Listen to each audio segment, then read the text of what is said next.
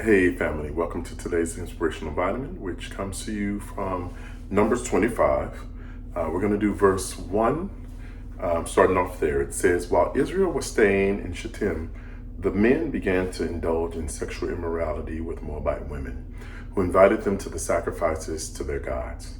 The people ate the sacrificial meat and bowed down before these gods. So Israel yoked themselves to the Baal of Peor, and the Lord's anger burned against them.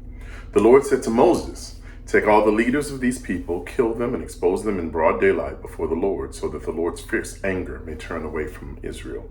So Moses said to Israel's judges, each of you must put to death those of your people who have yoked themselves to the Baal of Peor.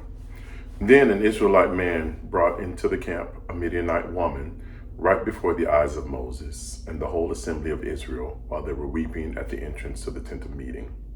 When Phinehas, son of Eleazar, the son of Aaron the priest, saw this, he left the assembly, took a spear in his hand, and followed the Israelite into the tent. He drove the spear into both of them, right through the Israelite man and into the woman's stomach. Then the plague against the Israelites was stopped. But those who died in the plague numbered 24,000. The Lord said to Moses, Phinehas, son of Eleazar, the son of Aaron the priest, has turned my anger away from the Israelites. Since he was as zealous for my honor among them as I am, I did not put an end to them in my zeal. Therefore, tell him I am making my covenant of peace with him. He and his descendants will have a covenant of lasting priesthood, because he was zealous for the honor of his God and made atonement for the Israelites. And I want to share the scripture because, man, I just thought, one, it's super, super cool what happens here with Phinehas.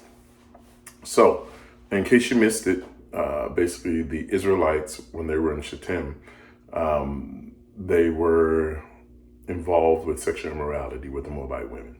So this infuriated God because they were not, I mean, you can imagine, he brought them out of Egypt and had done so many different miracles in their life. And here they are, they're with these Moabites and involved in immorality, making sacrifices to their gods, and just really being unfaithful to God. And so God's anger burned against them. And he told Moses, take these leaders of these people, kill them, and expose them in broad daylight. And so Moses, he doesn't do that. He tells the Israel's judges, he says, you guys need to put these folks to death, you know. But then what happens is there's an Israelite man, he brings in this Moabite woman to just do the stuff right in people's faces, in essence. And so the thing that blows me away, you have Moses there, you have Israel's judges and the leadership, et cetera, et cetera. They're there. They see all this. It's right in front of their eyes. They don't do anything. But the cool thing is God he's not even focused on that aspect.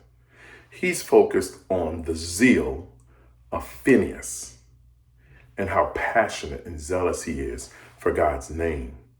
And that really struck a chord with me, that when it comes to there's some things that we all see, right?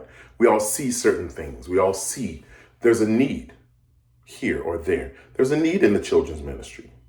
There's maybe a need for ushers. There's a need for this person who may be a first-time person to come visit us at church. There's a need for someone to talk to that person. There's a need for our neighbor or our children's teacher or whatever, for us to talk to them or to reach out to them. There's a need that's there, and we see, it's obvious, right? But a lot of times our mindset can be, oh, somebody else is going to do it. I don't think Moses and the leaders were like, well, I ain't saying nothing. I don't think they were like that. They may have been, who knows? But how many things what things are we looking for Fenton to do? Are we looking for, well, we got elders now. Let them do that. Let them make sure that comes to fruition. Oh, that's Rebecca's responsibility. Oh, let Byron handle the music ministry, et cetera, et cetera. Whereas with Phineas, he was motivated by his zeal for God. And I just want to encourage us to allow ourselves to have passion and zeal and excitement and what's the word? Initiative when it comes to God and when it comes to things that we know need to be done. Let's not wait for someone to tap our shoulder. Hey, you want to pray, for a contribution on Sunday? Or, hey, would you go over there and talk to that person that's by themselves?